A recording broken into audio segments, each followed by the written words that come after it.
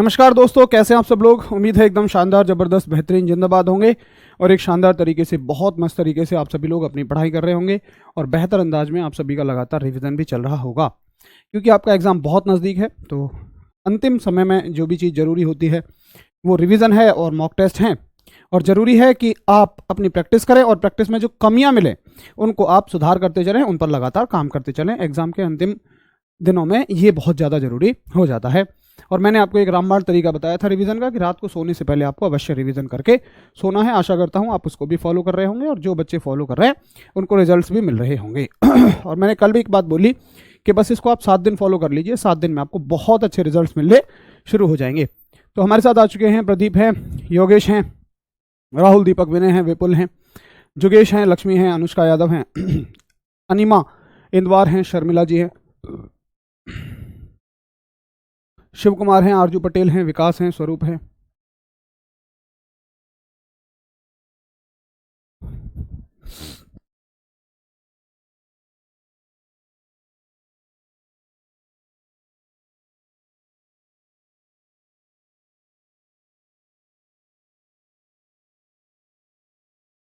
अच्छा, चलिए कोई बात नहीं है, जल्दी आपकी इंग्लिश की क्लास खत्म हो जाएगी, तब हम अपनी क्लास शुरू कर लेंगे।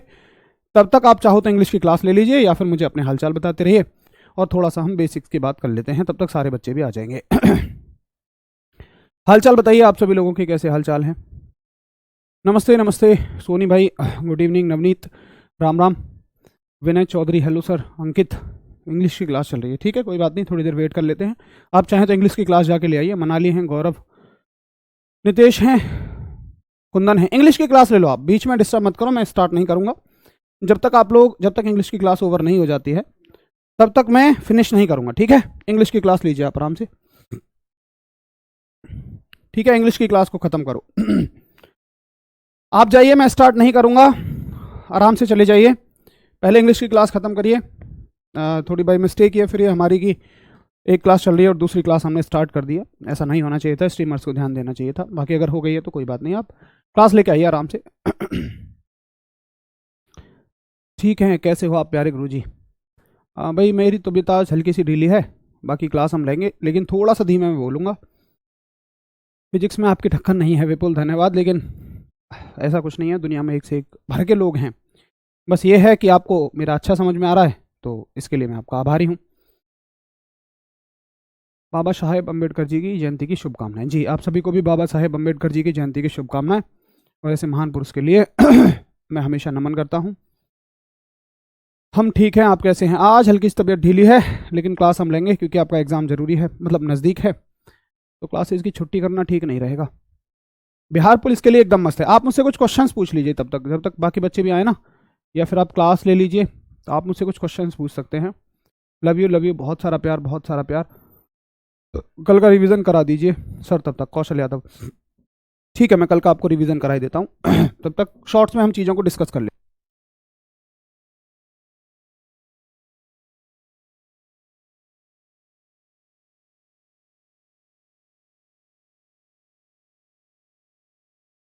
प्रिया सभी का कमेंट दिखता है।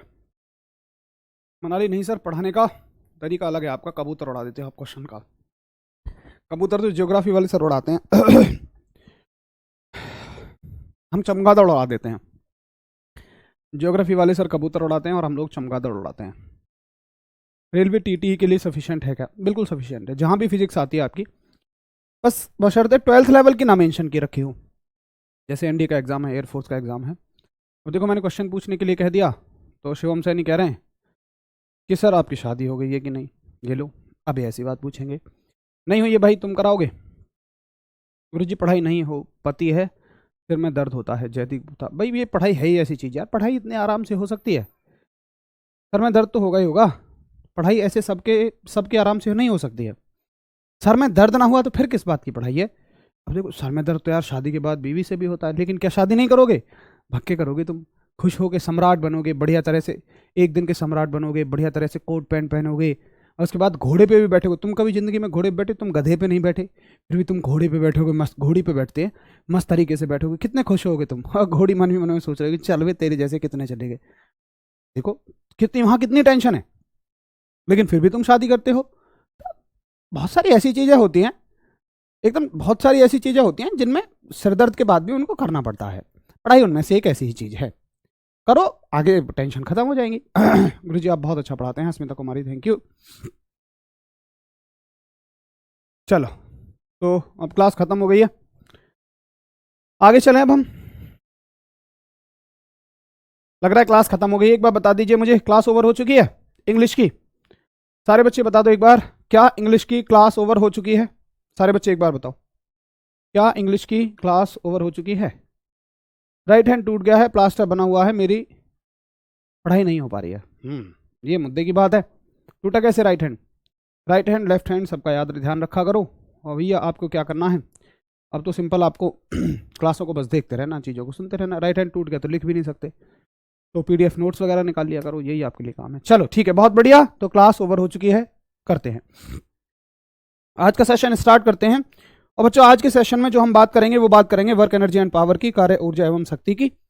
ये आपका 4th चैप्टर है, हमने 3 चैप्टर पीछे कंप्लीट कर लिए हैं और ये आज आपका 4th चैप्टर है। और मुझे एक बार बताएंगे कि फिजिक्स में हम हर चैप्टर्स में क्या पढ़ते हैं, फिजिक्स किसका अध्ययन है और फिजिक्स में हर चैप्टर्स में हम केवल और केवल क्या पढ़ते हैं।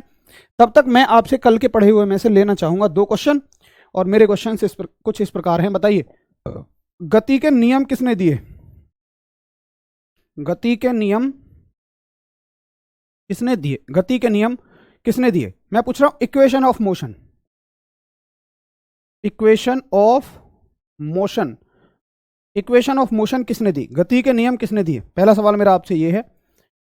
और दूसरा सवाल मेरा आपसे ये है कि बताइए, जो गति का तीसरा नियम होता है, जो थर्ड लॉ होता है, जो गति का तीसरा नियम होता है, जो थर्ड लॉ होता है, उसका दूसरा नाम क्या होता है? थर्ड लॉ को किस अन्य नाम से जाना जाता है?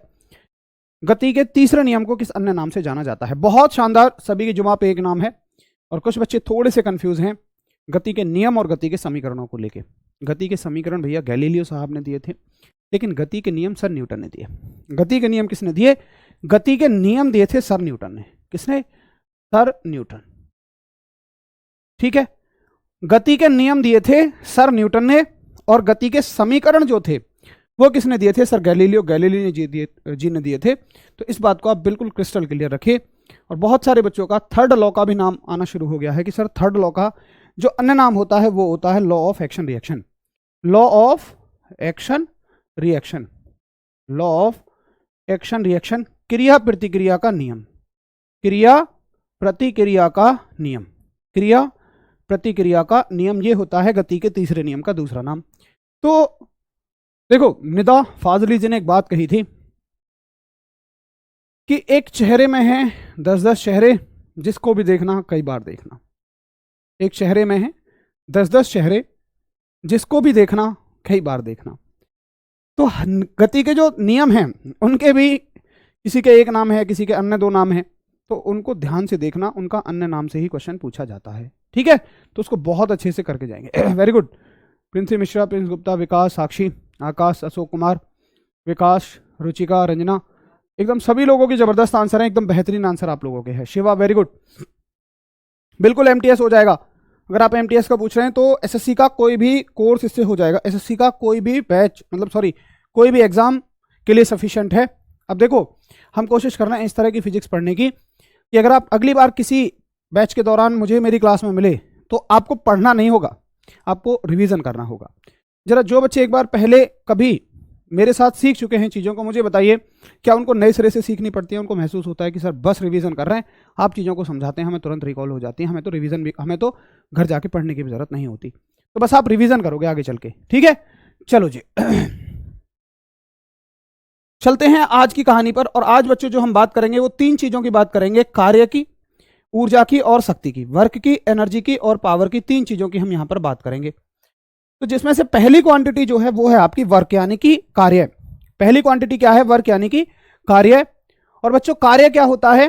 कार्य होता है आपका बल गुणा बल की दिशा में विस्थापन। समझो इस बात को कैसे, जैसे मान के चलिएगा कि मेरे पास एक बॉक्स है, ये मेरे पास एक बॉक्स है और मैंने इस पर एक फोर्स लगाया, मैंने इस पर एक फोर्स लगाया, मान लो फोर्स लगा 10 न्यूटन का, और फोर्स के इफेक्ट से ये बॉक्स यहां से यहां तक चला गया, फोर्स के इफेक्ट से ये बॉक्स यहां से यहां तक चला गया, मान लो 5 मीटर चला गया, तो हम कहेंगे कि हमने कुछ कार्य किया है। अगर मैं फोर्स लगाऊं और किसी बॉडी को एक जगह से दूसरी जगह पर डिस्प्लेस कर दूं, एक जगह से दूसरी जगह पर विस्थापित कर दूं, तो भाई साहब ये होता है आपका कार्य यानी कि वर्क। अगर हम फॉर्मूले की बात करें बच्चों, तो फॉर्मूला क्या होता है इसका, वर्क का फॉर्मूला क्या होता है, कार्य का फॉर्मूला क्या होता है, बल गुणा बल की दिशा में विस्थापन, force into displacement in the direction of force. तो कितना हो जाएगा, 10 पंजे 50, यानी कि वर्क यहां पे हो जाएगा आपका 50 न्यूटन। बताइए क्या सभी को समझ में आया? बिल्कुल भैया। चंद्रवीर नहीं, बीएसएफ आरओआरएम के लिए नहीं लेंगे। बीएसएफ आरओआरएम के लिए लेना है तो आपको एनडीए लेवल की क्लासेस आपके रोजगार विज्ञान के डिफेंस चैनल पर यूट्यूब पर बिल्कुल फ्री में कराई गई हैं, आप वहां से लीजिए, एनडीए वाली क्लासेस को लीजिएगा। ठीक है, बताओ एक बार, क्या ये बात सबको समझ में आई है कि कार्य क्या होता है? कि अगर आपने किसी वस्तु पर फोर्स लगाया और फोर्स की वजह से वो वस्तु अपनी जगह से दूसरी जगह पर चली गई, तो आप कहोगे जी यहां पर कार्य हुआ है। और कार्य का मात्रक क्या होता है बच्चों? कार्य का मात्रक होता है आपका जूल, सॉरी न्यूटन नहीं होगा, सॉरी क्या होगा बच्चों? जूल होगा। कार्य का मात्रक क्या होगा? जूल होगा। अब देखिए, आप मुझे एक बात बताइए कि आप एक दीवार पे फोर्स लगा रहे हो, भयंकर तरह से पूरी अपनी ताकत से फोर्स लगा रहे हो, बहुत सारा फोर्स लगा रहे हो, पसीने पसीने हो गए भाई, भयंकर तरीके से आप थक गए, तो क्या मुझे बताइए कोई वर्क होगा? आप भले ही थक गए, लेकिन फिजिक्स की भाषा में कोई भी वर्क नहीं होगा। क्यों नहीं होगा? क्योंकि वहां पर कोई डिस्प्लेसमेंट नहीं है। फॉर्मूला देखिए क्या हो जाएगा, फोर्स इंटू डिस्प्लेसमेंट, डिस्प्लेसमेंट क्या है? 0, विस्थापन हो जाएगा 0, भैया 0 हो जाएगा तो आंसर भी क्या हो जाएगा? 0। अगर आपने किसी बॉडी को एक जगह से दूसरी जगह नहीं विस्थापित कर पाए फोर्स के इफेक्ट से, बल के प्रभाव से, तो हम कहेंगे वहां पर कोई भी कार्य नहीं है, वर्क क्या है? 0 है। ठीक है, बिल्कुल भैया। सीजीएल के लिए लीजिएगा। देखिए सीजीएल के इस बार के प्री में मैं आपको दिखा भी दूंगा, और मैंने एक क्लास लिया उसमें मैंने आपको विद स्क्रीनशॉट विद प्रूफ दिखाया है। प्रीलिम्स में 2 क्वेश्चन पूछे गए थे फिजिक्स से, जबकि मेंस में 3 क्वेश्चन पूछे गए थे, और केवल यूनिट से क्वेश्चन पूछे गए थे, यूनिट से, और 1-2 क्वेश्चन और थोड़े से एडवांस लेवल के थे जो अगले चैप्टर्स में कवर हो जाएंगे। ठीक है, तो भैया वर्क का फॉर्मूला क्या होता है? Force into displacement in the direction of force, यानी कि कार्य बराबर हो जाता है आपका बल गुणा बल की दिशा में विस्थापन। कार्य बराबर बल गुणा बल की दिशा में विस्थापन। मात्रक क्या होता है? तो 2 तरीके से आप मात्रक निकाल सकते हैं। या तो आप ये कहिए सर फोर्स का मात्रक होता है न्यूटन और डिस्प्लेसमेंट का मीटर होता है, तो न्यूटन मीटर लिख दीजिए, या तो आप न्यूटन मीटर लिख दीजिए, या इसी को बोलते हो आप जूल, और यही सबसे ज्यादा पूछा जाता है। और राशि कैसी है बच्चों? एक अदिश राशि है। कैसी राशि है? एक अदिश राशि है। कभी भी कोई आपसे ये पूछता है कि आपने कार्य किया, तो आप ये नहीं बताओगे कि सर मैंने कार्य ईस्ट डायरेक्शन में किया या वेस्ट डायरेक्शन में किया, नहीं, बस आपको इतना बताना है कि मैंने वर्क किया। कार्य को बताने के लिए कभी भी डायरेक्शन की आवश्यकता नहीं होती है। ठीक है, कार्य को बताने के लिए कभी भी डायरेक्शन की जरूरत नहीं होती है। ठीक है, तो ये हो गया आपका किसके बारे में? वर्क के बारे में। अब देखिए ये क्वेश्चन है, जैसे मैंने आपको अभी ये क्वेश्चन करवा भी दिया है, इसका आंसर जरा मुझे सभी लोग कमेंट सेक्शन में टाइप करके बताइए कि अगर 10 न्यूटन का बल लगाकर कोई बक्सा 5 मीटर तक विस्थापित किया जाता है तो उसमें कितना कार्य होगा?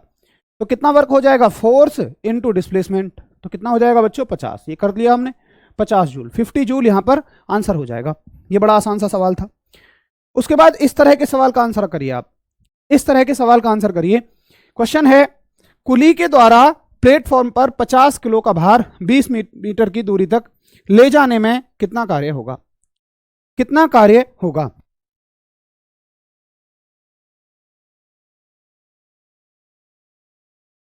ठीक है, कितना कार्य होगा? तो देखो इस कहानी को आपको थोड़ा सा समझना पड़ेगा, कुली वाले क्वेश्चंस को आपको कैसे करना है। एक बात अगर आप समझना चाहें तो मैं समझाऊंगा, लेकिन उसमें थोड़ी सी मेहनत लगेगी। बोलो कौन कौन मेरे साथ मेहनत करने को तैयार हैं? वो होता है बच्चों कार्य के प्रकार, और उस चीज को हम बहुत अच्छे से समझकर करेंगे। कार्य के प्रकार यानी कि types of work. Types of work, कितने तरह का कार्य होता है। ठीक है, देखो बच्चों कार्य का जो फॉर्मूला होता है मैंने आपको बताया, कार्य का फॉर्मूला होता है W बराबर Fs, W बराबर F.S, या आप ऐसे भी कह सकते हो Fs cos of theta, Fs cos of theta. आपको अगर एंगल दिया जाए, फॉर एग्जांपल अगर फोर्स आपके किसी एंगल पे लगा दिया जाए, जैसे यहां तो मैंने डायरेक्ट लगा दिया, लेकिन ये भी तो पॉसिबिलिटी है कि मैं फोर्स किसी एंगल पे लगा दूं, ऐसे लगा दूं, यानी कि किसी थीटा एंगल पे। तो अगर आपको एंगल थीटा दे दिया जाए तो फोर्स का फॉर्मूला फिर ये हो जाता है एफ एस कॉस थीटा। ठीक है, एफ एस कॉस थीटा। अबे भाई न्यूमेरिकल आएंगे तो इसी लेवल के आएंगे जिस लेवल के मैं करा रहा हूँ, तो थोड़ी सी मेहनत करने के लिए तैयार हो जाओ। बहुत सारे बच्चे सपोर्ट में हैं तो लगाओ थोड़ी सी मेहनत, आपको तब समझ में आएगा कि कुली के केस में कहाँ वर्क जीरो होता है, कहाँ वर्क जीरो नहीं होता, नहीं तो जिंदगी भर रटते रह जाओगे। ठीक है, यहां तक की कोई दिक्कत नहीं है, यस या नो करिए। क्या यहां तक किसी को कोई दिक्कत है? एंगल देगा तो ये फॉर्मूला, नहीं एंगल देगा तो ये वाला फॉर्मूला हम लगा देंगे, आसान बात है। अब कार्य कितने प्रकार का होता है मेरे प्यारे बच्चों? कार्य 3 प्रकार का होता है। कितने प्रकार का? 3 प्रकार का होता है। कैसे कैसे देखेंगे एक बार आप ध्यान से। एक तो होता है बच्चों पॉजिटिव वर्क, एक होता है आपका नेगेटिव वर्क, और एक होता है आपका जीरो वर्क। ठीक है, एक पॉजिटिव, एक जीरो, एक नेगेटिव वर्क। अब ये कैसे डिसाइड होता है, कैसे हम कहें कि वर्क पॉजिटिव है, कैसे कहें नेगेटिव है, कैसे कहें जीरो है? तो अब ये देखिए कि एंगल जो है, ये एंगल जो है ये किसके बीच है बच्चों? ये फोर्स और डिस्प्लेसमेंट के बीच है। ये जो एंगल है ये किसके बीच में है? ये फोर्स और डिस्प्लेसमेंट के बीच का एंगल है। अब देखना, जब मेरे प्यारे बच्चों ये एंगल, अगर ये एंगल कितना होता है फोर्स और डिस्प्लेसमेंट के बीच में? 0 डिग्री। कितना? 0 डिग्री। तो वर्क होगा आपका पॉजिटिव। अगर ये एंगल होता है 180 डिग्री तो वर्क होगा आपका नेगेटिव। और अगर ये एंगल होता है 90 डिग्री तो वर्क हो जाएगा 0। और समझो, अगर ऐसे आपको समझ नहीं आता तो ये मान लो कि जब फोर्स और डिस्प्लेसमेंट सेम डायरेक्शन में होंगे, जब फोर्स और डिस्प्लेसमेंट सेम डायरेक्शन में होंगे तो वर्क आपका पॉजिटिव होगा। जब फोर्स और डिस्प्लेसमेंट ऑपोजिट डायरेक्शन में होंगे, मान लो फोर्स आगे है और डिस्प्लेसमेंट पीछे है, फोर्स कहाँ है? आगे, और डिस्प्लेसमेंट कहाँ है? पीछे, तो वर्क आपका नेगेटिव होगा। और जब फोर्स और डिस्प्लेसमेंट की डायरेक्शन में 90 डिग्री का एंगल होगा, जब फोर्स और डिस्प्लेसमेंट की डायरेक्शन में 90 डिग्री का एंगल होगा, ऐसे भी हो सकता है या ऐसे भी हो सकता है, कोई दिक्कत नहीं है। यहां पे डिस्प्लेसमेंट हो जाए और यहां पे क्या हो जाए? फोर्स हो जाए, कोई दिक्कत नहीं है। तो एंगल कितना हो जाएगा आपका? 90 डिग्री, और 90 डिग्री एंगल होते ही वर्क हो जाएगा आपका 0। बताइए, इतनी कहानी सभी को क्लियर है कि अगर फोर्स और डिस्प्लेसमेंट सेम डायरेक्शन में है तो वर्क पॉजिटिव, अगर वो ऑपोजिट डायरेक्शन में है, विपरीत दिशा में है, तो वर्क आपका नेगेटिव, और अगर एक दूसरे से 90 डिग्री के एंगल पे है तो वर्क आपका 0। बड़ी आसान कहानी है। अब देखो कैसा, ऐसे कैसा होता है? ऐसे होता है, ध्यान से देखना एक बार, मेरी बात को ध्यान से सुनना और समझना, आपको एक बहुत अच्छी चीज सीखने को मिलेगी। मान के चलिए कुली भैया हैं, ठीक है, मान के चलिएगा एक एग्जांपल ले लेते हैं हम। ये कुली भैया हैं, ये कुली भैया हैं, और बच्चों ये ना अपने सर पर एक वजन को उठा रहे हैं, अपने सर पर एक वजन को बस अभी उठा रहे हैं, जमीन से वजन को ऊपर की तरफ उठा रहे हैं। ठीक है, तो मैंने माना कि अपने सर पर एक वजन को ये लिफ्ट कर रहे हैं, बस अभी ऊपर की तरफ लिफ्ट कर रहे हैं इस वजन को। अच्छा मुझे ये बताइए, ये वजन जा कहां रहा है? आप कहोगे सर ऊपर लिफ्ट हो रहा है। यानी कि अगर मैं कहूंगा कि वजन कहां जा रहा है बच्चों? ऊपर, तो डिस्प्लेसमेंट कहां है? इसका ऊपर है। विस्थापन कहां है? ऊपर है। ये आसान बात है, एस फॉर डिस्प्लेसमेंट बच्चों, एस फॉर डिस्प्लेसमेंट। ठीक है, लेकिन मुझे एक बात बताइए, कुली भैया ने फोर्स कहां लगाया? आप कहोगे सर कुली भैया ने इस पर फोर्स लगाया हुआ है ऊपर। अरे इस बक्से पे ऊपर ही तो फोर्स लगाएंगे वो, कुली भैया कहां फोर्स लगाएंगे? ऊपर फोर्स लगाएंगे। तो हम कह देते हैं कि फोर्स कुली भैया के द्वारा कहां लगाया गया है? ऊपर लगाया गया है। लेकिन मुझे एक बात बताइए, इस वस्तु का वेट कहां आएगा? ये बड़ी गहरी बात है, ध्यान रखना। देखिए जैसे ये पेन है, मैं इसको छोड़ूंगा नीचे गिर जाएगा, और छोड़ूंगा ज्यादा नीचे गिर जाएगा जमीन पे। किसी भी चीज को आप छोड़िए नीचे गिर जाती है। क्यों? क्योंकि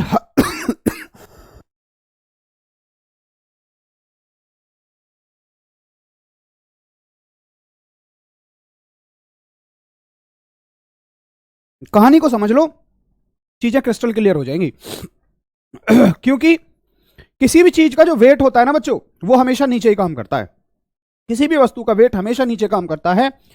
तो भले ही कुली भैया फोर्स ऊपर लगाएं, लेकिन इसका जो वेट है वो हमेशा नीचे काम करेगा। बोलो करेगा कि नहीं करेगा? यानी कि इसका जो वेट है वो हमेशा बच्चों नीचे ही काम करेगा, इसका भार हमेशा ही नीचे काम करेगा। यहां तक सबको क्लियर है? अब देखो, अब आप मुझे ये बताओ प्यारे बच्चों कि इस क्वेश्चन में 2 तरह के फोर्स लगे हुए हैं। ठीक है, तो अगर आपसे कार्य भी पूछेगा ना, तो इस क्वेश्चन में 2 ही तरह से पूछेगा। कैसे पूछेगा? एक तो कार्य बताओ किसकी वजह से, या तो बताइए कुली भैया की वजह से, ठीक है, या फिर बताइए आप वेट की वजह से, वस्तु के भार की वजह से। तो मुझे ये बताइए कि कुली भैया के ने जो फोर्स लगाया है और डिस्प्लेसमेंट की डायरेक्शन सेम है। अगर डायरेक्शन सेम है तो कुली भैया ने कैसा फोर्स लगाया? Positive force. लेकिन डिस्प्लेसमेंट की और वेट की डायरेक्शन तो अपोजिट है। तो वेट की वजह से जो वर्क होगा, वेट की वजह से जो वर्क होगा प्यारे बच्चों, वो कैसा हो जाएगा? निगेटिव हो जाएगा। क्या बताइए, आप सभी को मेरी बात बिल्कुल क्लियर है? अब जब भी क्वेश्चन आप करेंगे तो ध्यान से ये देख लेना कि कुली की वजह से पूछा है या उसके वेट की वजह से पूछा है। और बच्चों आप ये भी जानते हैं कि वेट का मतलब क्या होता है? ग्रेविटी। अरे वेट किसकी वजह से है? नीचे चीजें किसकी वजह से जाती हैं? ग्रेविटी की वजह से जाती हैं। तो वेट का मतलब क्या है? ग्रेविटी। यानी कि कभी आपसे पूछे कि वर्क डन ड्यू टू कुली भैया, इसको ऐसे कर लेते हैं, इसको डब्ल्यू लिख लेते हैं ना, वर्क डन ड्यू टू कुली भैया, वर्क डन ड्यू टू कुली भैया, या वर्क डन ड्यू टू वस्तु का वेट, या फिर वस्तु की ग्रेविटी यानी कि गुरुत्व के कारण। आप क्वेश्चन में देखना ध्यान से, क्वेश्चन में ध्यान से देखना, क्वेश्चन में ध्यान से देखना, या तो आपसे वेट की वजह से पूछा गया होगा या कुली की वजह से पूछा गया होगा। अब आंसर दोनों पॉसिबल हैं। तो ऐसा नहीं है कि कुली की वजह से हमेशा ही वर्क जीरो होता है। क्या यहां जीरो हुआ है? जी नहीं, आपकी गलती होती है, आप कुली देखते हो आंसर जीरो लगा देते हो, ऐसा नहीं होता है। तो आपको बहुत ध्यान से देखना है कि फोर्स और डिस्प्लेसमेंट की डायरेक्शन कैसी है और किस तरह का क्वेश्चन है। ठीक है, जरा बताओ एक बार किस किस को मेरी बात समझ में आ गई है?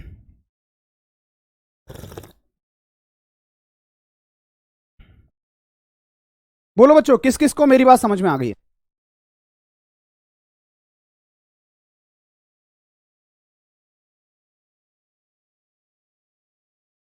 एक बार बता दीजिए जरा किस किस को मेरी बात समझ में आ गई है। थोड़े से दिमाग वाली बात थी और मैंने पहले आपसे अटेंशन लेने को बोला था कि इस चीज को बहुत ध्यान से आपको समझना है।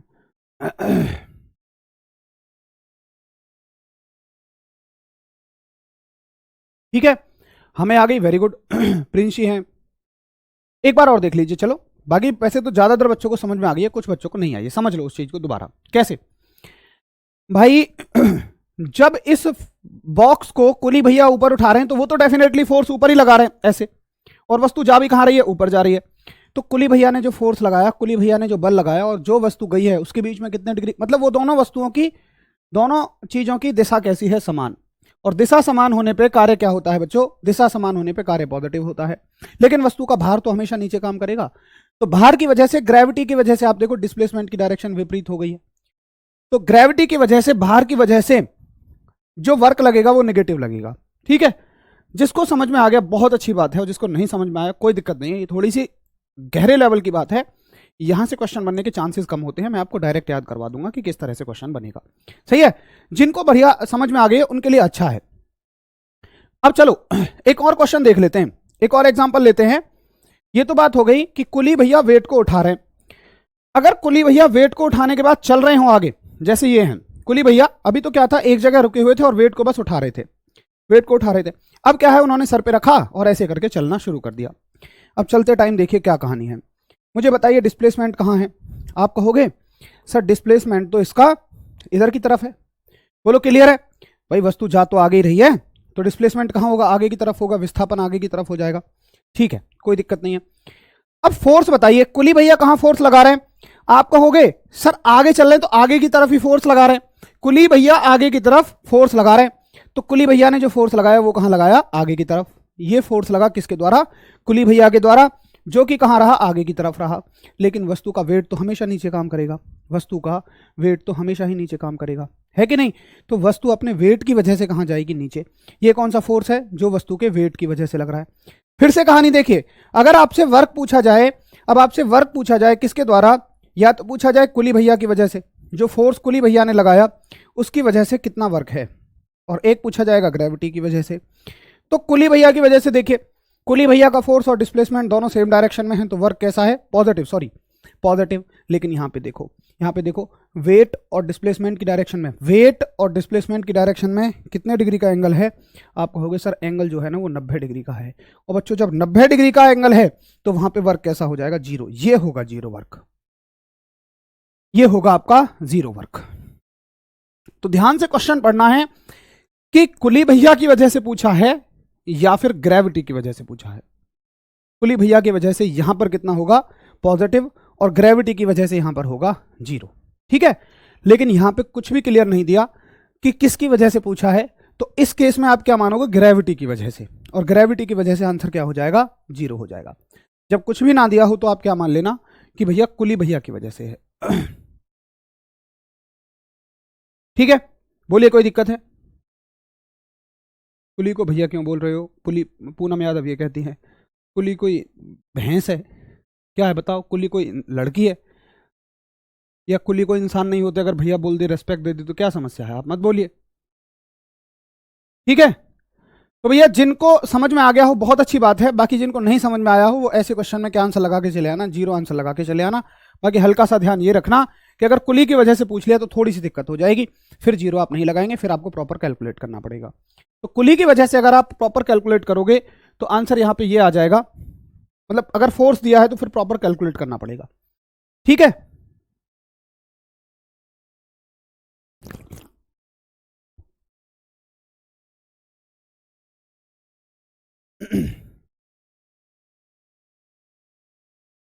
यहां किसी के द्वारा नहीं पूछा जा रहा है, यहां क्वेश्चन में ये नहीं लिखा कि किसके द्वारा पूछना है तो ग्रेविटी की वजह से 0 हो जाए। कोई दिक्कत नहीं है, जिनको नहीं समझ में आया वो इस कॉन्सेप्ट को छोड़ ही दो, बस वो इतना याद रखो कि भैया ये होता है कार्य का कॉन्सेप्ट, ठीक है? चलो अब छोड़ते हैं इसको, काफी देर हो गई इसी कॉन्सेप्ट पे, आगे की कहानी को शुरू करते हैं जो कि है आपका एनर्जी यानी कि ऊर्जा। एनर्जी यानी कि ऊर्जा। देखिए एनर्जी क्या होती है। आप इन मोहतरमा को देखें तो इनको नींद आ रही है, उबासी आ रही है, यानी कि अब काम नहीं कर सकती हैं। अगर ये काम नहीं कर सकती हैं तो हम कहेंगे इनके अंदर कोई भी एनर्जी नहीं है। वहीं इनको देखिए कितनी एंथुजियास्टिक लग रही हैं, कितनी एकदम एनर्जेटिक लग रही हैं, तो हम ये कह सकते हैं कि भैया इनमें बहुत सारी एनर्जी है और ये बहुत अच्छे से काम कर सकती हैं। तो कहीं ना कहीं कार्य करने की जो आपकी क्षमता है, कार्य करने की जो एबिलिटी है, उसी को हम क्या कह देते हैं? एनर्जी कह देते हैं। बोलो यस या नो? तो कार्य करने की क्षमता को ही क्या बोल दिया जाता है बच्चों? कार्य करने की क्षमता को ही क्या बोल दिया जाता है? ऊर्जा बोल दिया जाता है, एनर्जी बोल दिया जाता है। अब एनर्जी का मात्रक क्या है? देखिए अगर आप कार्य कर पा रहे हैं तो हम कहेंगे एनर्जी है, यानी कि दोनों सेम चीजें हैं। अगर दोनों सेम चीजें हैं तो इसका मात्रक भी वही होगा जो कार्य का मात्रक है। तो याद रखना ऊर्जा का मात्रक भी क्या होता है? जूल ही होता है, और यह भी एक अदिश राशि ही है। मजे की बात देखो, दोनों की दोनों एक चैप्टर में हैं और दोनों ही कैसी राशियां हैं? अदिश राशियां हैं। दोनों ही कैसी हैं? अदिश राशियां हैं। तो ये हो गई सिंपल आपकी एनर्जी, ठीक है? तो एनर्जी क्या होती है कि कितना कार्य आप कर पा रहे हो। अब देखिए कितनी सारे तरह की एनर्जी है दुनिया में, कितनी सारी तरह की एनर्जी मौजूद हैं। अगर हम मेन एनर्जी की बात करें, वैसे तो इन्फाइनाइट तरह की एनर्जी पॉसिबल हैं। अगर हम बेसिक बात करें जो ज्यादा रोजमर्रा की जिंदगी में इस्तेमाल होती है, वो है आपकी काइनेटिक एनर्जी, गतिज ऊर्जा। उसके बाद पोटेंशियल एनर्जी यानी कि स्थितिज ऊर्जा। इन दोनों के बारे में हम डिटेल में बात करेंगे, तो इनको अभी यहां से स्किप कर देते हैं। उसके बाद आती है आपकी नाभिकीय ऊर्जा। नाभिकीय ऊर्जा कौन सी होती है? जैसे आपने देखा होगा यूरेनियम वगैरह से जो प्राप्त होती है, जो कि न्यूक्लियर पावर प्लांट्स में इस्तेमाल होती है। सौर ऊर्जा सूर्य से जो प्राप्त होती है। इलेक्ट्रिकल एनर्जी, सोलर एनर्जी को ही आप इलेक्ट्रिकल एनर्जी बना लेते हो, या पावर प्लांट से जो मिलती है हमें, किसी भी तरह से मिले, चाहे पानी के इस्तेमाल से मिले चाहे कोयले के इस्तेमाल से मिले, वो आपकी इलेक्ट्रिकल एनर्जी हो जाएगी। थर्मल एनर्जी, ऊष्मीय ऊर्जा। ऊष्मीय ऊर्जा जो ऊष्मा वाली ऊर्जा होती है जिसमें हमें हीट मिलती है।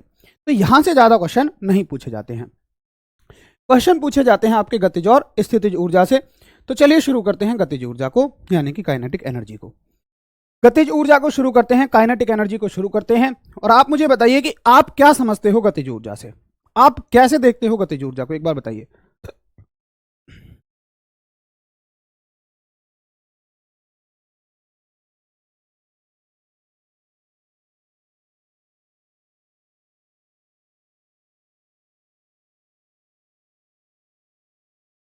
राजू कुमार कह रहे हैं सर आप B.R. अम्बेडकर जी को नहीं जानते हैं। जी नहीं भैया राजू, मैं बिल्कुल नहीं जानता। मैं एक बहुत छोटा बच्चा हूँ, मुझे दुनिया में आए हुए केवल 5 साल हुए हैं। मैंने किसी भी महापुरुष को नहीं देखा, ना मैंने उनके बारे में जाना। आप जानते हैं, बहुत बढ़िया। देखो गतिज ऊर्जा क्या होती है? गतिज ऊर्जा का मतलब होता है, काइनेटिक एनर्जी का मतलब होता है कि किसी वस्तु में उसकी गति की वजह से ऊर्जा। नितेश भैया कैलोरी होता है सीजीएस मात्रक, ऊर्जा का सीजीएस मात्रक कैलोरी होता है, जबकि एमकेएस मात्रक जूल होता है। चलो बहुत बढ़िया, बहुत सारे बच्चों के एकदम जबरदस्त आंसर आ रहे हैं। मैं देखता हूं कि फालतू बच्चे लगातार कमेंट करते रहेंगे उल्टे सीधे, सर कुली को भैया क्यों बोल दिया, सर आप इनको नहीं जानते, सर आप उनको नहीं जानते, सर ऐसे वहां हो गया, सर हमारी तो खोपड़ी में दर्द है, सर हमारे यहाँ दर्द है, वहां दर्द है, आगे पीछे दर्द है।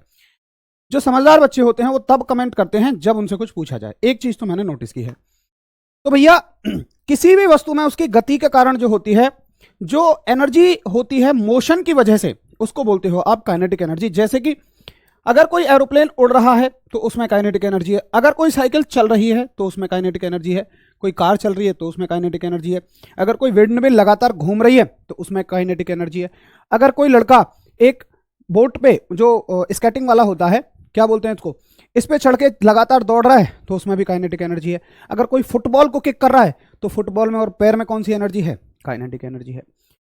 तो काइनेटिक एनर्जी के लिए वस्तु का, काइनेटिक एनर्जी के लिए वस्तु का गति में होना बड़ा जरूरी है, बॉडी का मोशन में होना बड़ा जरूरी है। तो देखो काइनेटिक एनर्जी के इनफाइनाइट एग्जांपल्स आपसे एग्जाम में पूछे जा सकते हैं, कुछ भी, बस आपको यह ध्यान रखना है क्या वस्तु मोशन में है।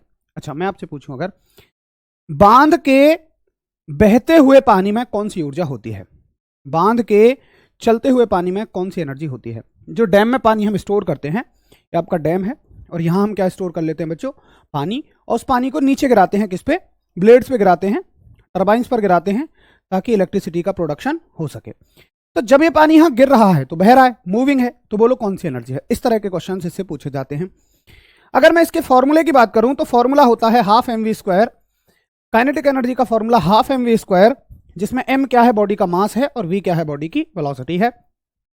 कि अगर मान लो कोई एम मास की बॉडी, किसी मास की बॉडी कुछ वेलोसिटी से आगे जाती है। एकदम जबरदस्त आंसर है सभी के, काइनेटिक एनर्जी है, वेरी गुड। ये चीज तो मैंने सच में महसूस की है कि अगर पूछो तो अच्छे बच्चे भी सामने निकल के आते हैं, बाकी फर्जी बच्चे जो हैं वो लगातार जब तुम पढ़ा रहे होते हो वो सीख नहीं रहे होते हैं, वो बस अपने कमेंट कर रहे होते हैं, सर ये नहीं हुआ, सर वो नहीं हुआ, सर दुनिया पलट गई, क्यों पलटी, वो ऐसे क्वेश्चन करते रहते हैं। भाई बहुत बढ़िया। तो जो बच्चे मेहनती है ना, और जो बच्चे केवल काम की बात पे आंसर करते हैं, उनके लिए खुशखबरी है कि हर बैच में, आपके भी बैच में ऐसे बच्चे बहुत हैं जो केवल अपना समय व्यर्थ कर रहे हैं। चलो जी, तो ये हो गई काइनेटिक एनर्जी, और काइनेटिक एनर्जी का फॉर्मूला हो गया हाफ एम वी स्क्वायर। ठीक है, अब देखिए क्वेश्चन कैसे पूछा जाता है, जरा देखें। किसी वस्तु की गति दोगुनी करने पर गतिज ऊर्जा कितने गुनी हो जाएगी। जो भैया बहन कह रहे थे सर न्यूमेरिकल कैसे आते हैं, तो भैया जी ऐसे आते हैं न्यूमेरिकल। किसी वस्तु की गति दोगुनी करने पर गतिज ऊर्जा कितने गुनी हो जाएगी। देखिए काइनेटिक एनर्जी का फॉर्मूला गतिज ऊर्जा का आपको होगा सर 1/2 एम वी स्क्वायर। अब जब क्वेश्चन में हमें केवल किसके बारे में बात कही है, गति के बारे में, तो आप किसी और चीज को छेड़ना ही मत। अगर गति के बारे में कहा है तो बस गति को दोगुना कर देना, कुछ और पे ध्यान देना ही मत, इनको भूल जाओ, कुछ है भी क्वेश्चन में भूल जाओ। गति को दोगुना कर रहा है, अच्छा 2 का स्क्वायर कितना हो जाएगा बच्चों, 4 हो जाएगा, तो एनर्जी कितने टाइम्स हो जाएगी, 4 टाइम्स हो जाएगी। रोना मत रोना, सर यहां तो 1/2 भी था, भाई साहब नहीं देखना है उसको, मैं आसान बना रहा हूं चीजों को, आपको नहीं देखना है, ठीक है, उसको बिल्कुल भी आपको नहीं देखना है। बस आपको ध्यान रखना है किस पर, जो चीज हमें दी है। अगर गति दी है तो गति का दोगुना कर दो, खत्म, काइनेटिक एनर्जी 4 गुनी हो जाएगी। एकदम जबरदस्त बच्चों के आंसर हैं, जिसमें शामिल है प्रिंस काजल बिमलेश प्रिंस, पवन आसू, अनिल मनाली, बहुत बढ़िया, पूनम यादव वेरी गुड, रूपक हैं, वैष्णवी जोशी हैं, एकदम बहुत बढ़िया आप सभी लोगों के आंसर हैं। पुष्पांजलि बहुत बढ़िया। अब देखिए अगली आती है पोटेंशियल एनर्जी, यानी कि स्थितिज ऊर्जा। बच्चों इसको थोड़ा सा ध्यान से समझो आप, कैसे, मान के चलिए ये जमीन है, ये है आपकी जमीन, ये ग्राउंड है, ठीक है, और इस ग्राउंड से मैंने एक बॉक्स को लिया, वो यहां रखा हुआ था, मैंने उसको थोड़ा सा ऊपर उठा दिया, इतना ऊपर उठा दिया। अब मुझे बताओ, चलो एक बॉक्स को मैंने यहां उठा दिया एक बार, और दूसरे केस में मैंने इसी बॉक्स को यहां उठा दिया, तो मुझे बताओ कि अगर मैं इसे नीचे छोड़ूंगा तो सिचुएशन 1 में ज्यादा चोट पहुंचाएगा या सिचुएशन 2 में ज्यादा चोट पहुंचाएगा। मान के चलो यहां कोई इंसान भी खड़ा है नीचे, यहां कोई इंसान भी खड़ा है, ठीक है, तो जब ये बॉक्स सिचुएशन 1 से गिरेगा तो ज्यादा चोट पहुंचाएगा, या सिचुएशन 2 से गिरेगा तो ज्यादा चोट पहुंचाएगा। आप अपने उस दोस्त की खोपड़ी पे इसको घेर के देख लेना जो आपके पैसे लेके भाग गया है। तो भैया आप सीधी बात ये कहोगे कि सर जब ये सिचुएशन नंबर 1 में होगा तो बड़ी दिक्कत हो जाएगी, जब ये सिचुएशन नंबर 1 में होगा तो बड़ी दिक्कत हो जाएगी, उसका सर फूट जाएगा। अब देखिए क्या मैं ये कह दूं कि हुआ ये है कि सिचुएशन नंबर 2 में इसकी हाइट कम है और सिचुएशन नंबर 1 में इसकी हाइट ज्यादा है। बोलो क्या ये बात सही है? यानी कि अगर किसी चीज की हाइट बढ़ती है, तो हम कहेंगे कि उसकी पोटेंशियल एनर्जी बढ़ रही है, यानी कि उसकी हाइट की वजह से जो एनर्जी होती है। हाइट को बेसिकली क्या बोला जाता है? पोजीशन। भाई पोजीशन कैसे है? यहां इसकी पोजीशन ये है और यहां इसकी पोजीशन ये है, तो पोजीशन की वजह से जो एनर्जी होती है उसको बोलते हो आप पोटेंशियल एनर्जी। और याद रखना पोटेंशियल एनर्जी में वस्तु हाइट पर जाने के बाद रुकी होनी चाहिए। बहुत ध्यान से सुनो मेरी बात को, अगर ये चल रही है, लगातार चल रही है, तो काइनेटिक एनर्जी है, जाके रुक गई। किसी हाइट पर है, जाके रुक गई, तो इसमें पोटेंशियल एनर्जी है। जैसे नीचे आनी शुरू होगी तो सारी पोटेंशियल एनर्जी किस में कन्वर्ट होगी? काइनेटिक एनर्जी में कन्वर्ट होनी शुरू हो जाएगी।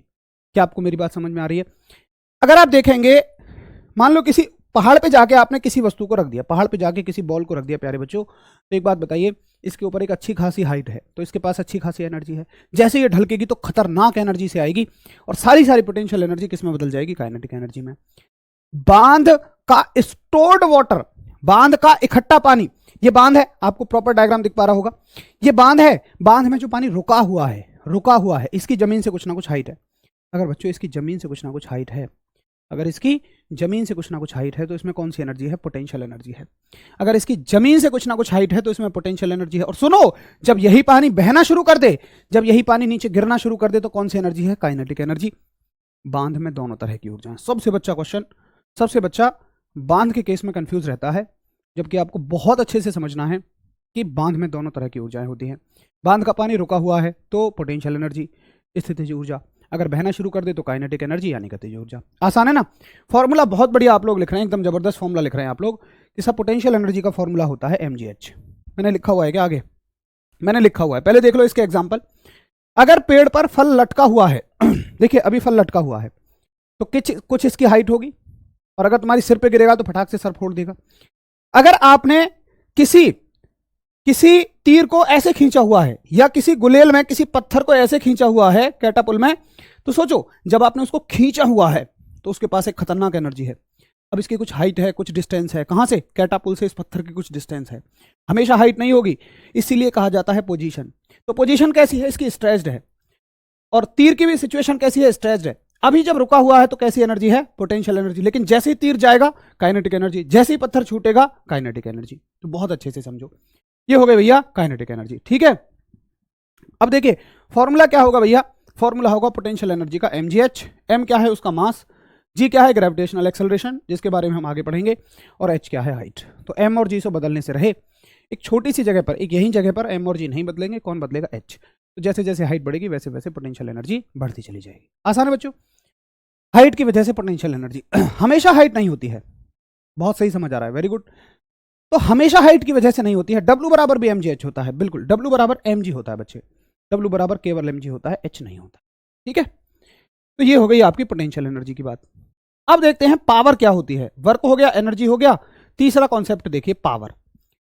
तो पावर में मैं आपसे एक बात पूछूंगा, आप सभी उसका मुझे आंसर करना। और मेरी बात कुछ ये है कि मान के चलिए आपके पास 2 ईंटों के ढेर हैं, ठीक है, और हर एक में कितनी ईंटें हैं? 100 ईंटें हैं। कितनी ईंटें हैं बच्चों? 100 ईंटें। यहां भी 100 ईंटें और यहां भी 100 ईंटें। आप 2 मजदूर लेके आए, आपने उनको बोला कि आप इन ईंटों को नीचे से छत पर फेंक दो। तो एक मजदूर ने ईंटों को नीचे से ऊपर फेंकने में 1 घंटा लिया, जबकि एक मजदूर ने 2 घंटे लिए। ठीक है, तो मुझे बताओ किसने काम कम किया, किसने काम ज्यादा किया? किसने काम कम किया, किसने काम ज्यादा किया? बताइए। सुंदर, जबरदस्त, जिंदाबाद बहुत बढ़िया। यू से दर्शाते हैं। कभी सिंबल आपसे एग्जाम में नहीं पूछे जाएंगे, निश्चित इस बात को लिख के ले लो। सिंबल आपसे नहीं पूछे जाएंगे कि काइनेटिक एनर्जी को किससे दिखाते हैं, पोटेंशियल एनर्जी को किससे दिखाते हैं, सिंबल कभी नहीं पूछे जाएंगे। ठीक है, बोलो। तो रुचिका कश्यप जी का आंसर आ गया है कि पहले वाले ने काम कैसा किया है? ज्यादा किया है। बहुत बढ़िया भाई, उन्होंने 1 घंटे में फिनिश कर दिया तो उन्होंने काम ज्यादा किया है। Very good. Sir potential energy के एग्जांपल बता दीजिए। बताएंगे क्लास खत्म होने के बाद, ठीक है, पक्का। एक ने काम ज्यादा किया, मंजीत हैं, त्रिमोहन है, बहुत बढ़िया। और कोई कोई तो 2 घंटे वाले को भी काम ज्यादा बता रहा है। मतलब ये सब सस्ते नशे का असर है। तुम दोपहर में मारते हो कि नहीं उतर पाती है शाम तक। तो एक वाले तो चलो फिर भी समझ में आता है, वो कह रहा है कि चलो उसने जल्दी काम कर दिया, एक वाले ने ज्यादा काम किया है। 2 वाले तो पता नहीं क्या ही सोच के आंसर कर रहे हैं। अच्छा मुझे एक बात बताइए, काम क्या था? काम था 100 ईंटों को नीचे से ऊपर फेंकना। तो क्या वास्तव में काम किसी ने ज्यादा कम किया है, बराबर किया है? अगर आप ध्यान से देखो तो काम केवल यह था कि ईंटों को फेंकना है, उसमें टाइम का कोई कैलकुलेशन था ही नहीं। तो भैया जी काम दोनों ने बराबर किया है। अगर तुम किसी मजदूर से यह कह दो कि तुमने काम कम किया है क्योंकि तुमने 2 घंटे लिए हैं, तो तुम्हारे सिर पे ईंट ही फेंक के मारेगा। क्योंकि भैया कार्य में कहीं भी टाइम का कोई फैक्टर इंक्लूड ही नहीं है। कार्य में समय का कोई भी मतलब नहीं है। याद रखना, हमने कार्य का फॉर्मूला पढ़ा, हमने एनर्जी का फॉर्मूला पढ़ा। एनर्जी कार्य से ही बनती है। क्या किसी भी एनर्जी में, किसी भी कार्य में समय का कोई था फैक्टर? नहीं था, लेकिन आपको कुछ लगा ऐसा। क्या लगा? कि जिसने 1 घंटे में 100 ईंटें फेंकी उसका कुछ तो ज्यादा है। और बच्चों क्या ज्यादा है? पावर ज्यादा है, उसकी शक्ति ज्यादा है। कभी भी बच्चा वर्क में, एनर्जी में और पावर में डिफरेंस ही नहीं कर पाता है, जबकि हर एक चीज में डिफरेंस है। वर्क क्या है? कि आपने फोर्स लगाया, डिस्प्लेसमेंट करा दिया। एनर्जी क्या है? कि आप काम कर भी पाओगे कि नहीं, इस बात की एबिलिटी है, क्षमता है। और शक्ति क्या है? कि कितने कम समय में तुम काम कर सकते हो। क्या आपको तीनों बातें बिल्कुल क्रिस्टल क्लियर हैं, डंके की चोट पे क्लियर हैं? ऐसे ही आपको क्लियर होनी चाहिए वर्क, एनर्जी और पावर। मतलब फॉर्मूले से नहीं समझ में होनी चाहिए सर डब्ल्यू बराबर एफ एस होता है, kinetic energy half M V square potential energy M G H. नहीं, आपको यहां समझ में आना चाहिए कि जो काम कम समय में कर देगा, जो काम कम समय में कर देगा वो शक्तिमान ज्यादा है, उसके पास शक्ति ज्यादा है। तो भाई साहब, कार्य करने की दर को, रेट ऑफ डूइंग वर्क को क्या कहते हो? आप पावर कहते हो। पावर को पी से इंडिकेट करते हो। पावर क्या हो जाएगी? W by T. मैंने पहले ही बताया था कि जिसकी भी दर आए उसमें समय का भाग दे दो। कार्य की दर, कार्य करने की दर को क्या कहते हैं? शक्ति कहते हैं। कार्य करने की दर को क्या कहते हैं? शक्ति कहते हैं। बोलो किस किस को ये बात समझ में आ गई है? कार्य करने की दर को क्या कहते हैं? शक्ति कहते हैं। तो भैया जो कम समय लेगा, देखो उल्टा संबंध है, जो कम समय लेगा, जो 1 घंटा लेगा उसमें शक्ति ज्यादा है। जो 2 घंटे लेगा, ज्यादा समय लेगा, उसकी शक्ति कम है। राशि ये भी अदिश है, राशि ये भी अदिश है। समझो, एक ट्रिक बता रहा हूं। चैप्टर का नाम क्या था? Work, energy and power. याद रखना, चैप्टर नंबर 4 में 3 क्वांटिटी पढ़ी। वर्क, एनर्जी और पावर दोनों एक दूसरे से बेहतर तरह से रिलेट करती हैं, इसलिए तो एक चैप्टर में रखी गई हैं। और तीनों की तीनों स्केलर क्वांटिटी, तीनों की तीनों अदिश राशि हैं। 3 क्वांटिटी तो आपको केवल चैप्टर का नाम याद करने से हो जाएंगे कि सदिश हैं, आदिश हैं, स्केलर हैं, वेक्टर हैं। कार्य, ऊर्जा एवं शक्ति, वर्क, एनर्जी एंड पावर। ठीक है बच्चों, चलो। यस सर, समझ में आ गया, बहुत बढ़िया। मात्रक क्या होता है? तो प्यारे बच्चों, मात्रक आप यहां से भी निकाल सकते हैं। जूल पर सेकंड कह दो, या तो भाई वर्क का मात्रक जूल होता है, टाइम का सेकंड होता है, या फिर आप कह दीजिए इसी को वॉट। जूल पर सेकंड को हम क्या कहते हैं? वॉट कहते हैं, वाट नहीं कहते हैं। तेरी तो वाट लग गई, वॉट।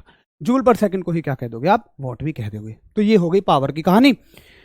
उसके बाद आप देखिए, एक चीज बहुत पूछी जाती है, एक शक्ति का अन्य मात्रक भी होता है जिसको बोलते हो आप हॉर्स पावर। और हॉर्स पावर में 1 हॉर्स पावर में कितने होते हैं? 746 वॉट। पुराने समय में यार शक्ति के नाम पे कोई मशीन तो थी नहीं, भैया इस मशीन की इतनी शक्ति है। घोड़े हुआ करते थे, तो घोड़ों से ही तुलना की जाती थी शक्ति की। इंसान में भी घोड़े से ही, तुझमें आधे घोड़े की तुलना है, तुझमें 2 घोड़ों की शक्ति है। आजकल के इंसान में तो मुझे लग रहा है 0.1 घोड़े की शक्ति होगी, इतनी सी शक्ति होती है। लेकिन पुराने समय के लोगों में शक्ति हुआ करती थी। क्यों भाई हरीश? है ना, शक्तिमान हुआ करते थे वो, तो 2-2, 3-3 घोड़ों की शक्ति हुआ करती थी। अब उसी यूनिट को हमने यहाँ उठा लिया, और जो मशीनों की शक्ति है, जैसे पहले लोड उठाने के लिए, लोड खींचने के लिए मान लो घोड़ों का इस्तेमाल कर लिया। अब लोड खींचने के लिए किसका इस्तेमाल कर रहे हो? आप कर रहे हो भैया जी लोड खींचने के लिए ट्रैक्टर का इस्तेमाल। तो ट्रैक्टर की एनर्जी को आप हॉर्स पावर में बता रहे हो, 1 हॉर्स पावर में 746 वॉट होते हैं। और ये कोई हालांकि शक्ति का मात्रक नहीं है, लेकिन मैंने बहुत बुकों में लिखा देखा है, शक्ति को ऐसे भी लिखा जाता है। शक्ति का ये मात्रक भी है कि 1 किलो वॉट बराबर 1000 वॉट। भाई साहब ये क्या बात है? आप कह रहे हो 1 किलो वॉट, अरे ऐसे तो कुछ भी लग जाएगा भाई। हमने सीखा किलो का मतलब कितना होता है? 1000। ठीक है, अगर वो मेगा कह देंगे, अगर वो मेगा कह देंगे, भाई किलो का मतलब 1000, वॉट का मतलब वॉट। अगर वो मेगा कह देंगे, मेगा का मतलब 10 की घात 6 और वॉट का मतलब वॉट हो जाएगा। तो 1 मेगा वॉट में कितने हो जाएंगे? 10 की पावर 6 वॉट हो जाएंगे। ठीक है, ये बड़ा आसान हो जाएगा। माइनस के 0.1, बहुत बढ़िया। तो भाई ये हो गई शक्ति की कहानी। तो यहां पे हमने 3 राशियों का आज निपटारा किया, 3 राशियों को हमने समाप्ति की ओर लिया, जिसमें कुछ नमूने भी नजर आए कुछ, और इस दौरान हमारी इस यात्रा के दौरान कुछ समझदार बच्चे भी सामने आए। बाकी सभी बच्चे अच्छे हैं, कोई दिक्कत नहीं है, सब कुछ ऐसे ही चलता रहेगा। उम्मीद है आपको तीनों राशियां बहुत बेहतर रूप से समझ में आई होंगी। जिन्होंने इनको पहली बार पढ़ा होगा, वाकई उनको एक डिफरेंस समझ में आया होगा कि इनके बीच में क्या डिफरेंस होता है। और जब हम इतनी चीज़ों को अच्छे से समझ लेते हैं, पढ़ लेते हैं, तो ये तो फिक्स है कि आप उसको कभी भूलोगे तो है नहीं। अगर आप भूल रहे हो तो फिर आपका ध्यान क्लास में नहीं है। बाकी एक बार भैया सोने से पहले रिवीजन जरूर कर लेना, मर्जी आपकी है।